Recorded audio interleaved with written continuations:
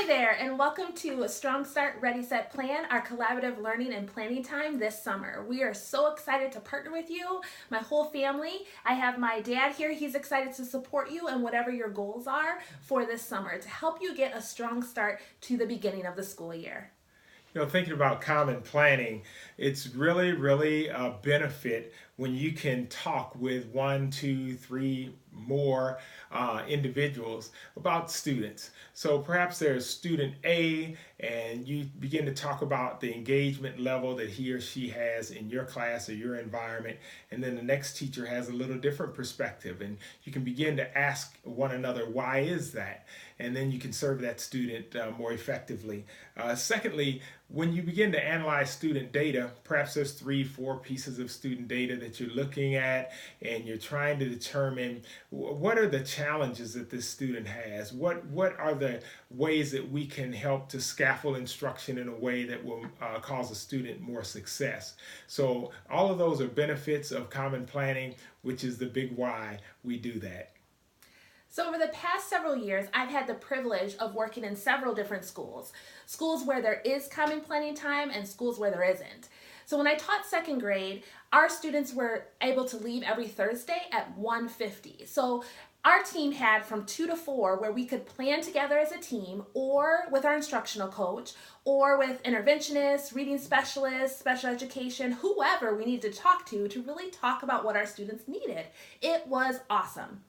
But then I worked in schools where we had no common planning time whatsoever. We didn't even have specials at the same time. It was horrible. We could not find any time to meet together as a team. We had to either go after school for several hours or early in the morning. It was rough. So common planning time is definitely worth it. Although some teachers find difficulty because the common planning time isn't scheduled into their day to day or their week to week, there are other very important priorities also that take time. For example, engaging with probably the most important stakeholder in the student's life, the parent or the guardian.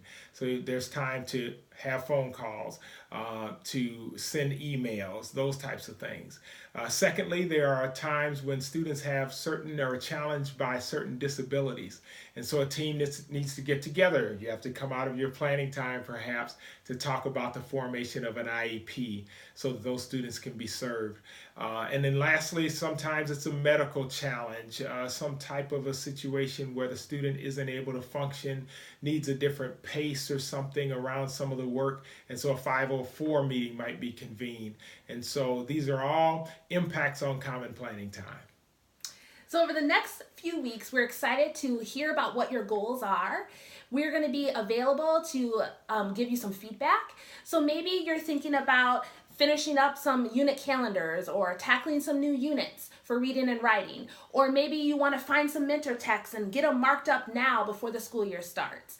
Or maybe you want to design some formative assessments that will go along with your unit so that you really know where your students are at throughout the unit so that you can meet their needs.